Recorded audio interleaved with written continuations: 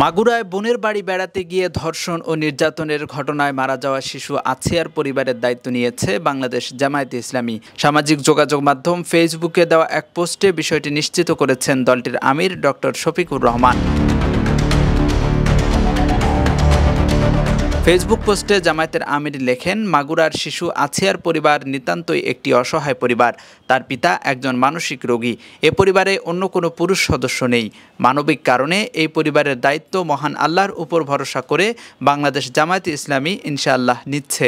ইতোমধ্যে মজলুম এই পরিবারের সদস্যবৃন্দকে তা অবহিত করা হয়েছে। সকলের কাছে দোয়ার আবেদন, আল্লাহ তাআলা যেন সঠিকভাবে এ দায়িত্ব পালনে আমাদেরকে তৌফিক দান করেন, আমিন।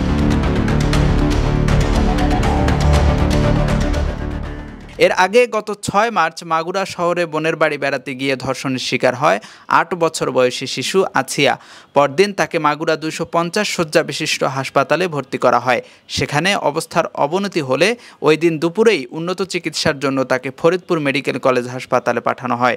সেখান থেকে রাতেই পাঠানো হয় ঢাকা মেডিকেল কলেজ হাসপাতালে।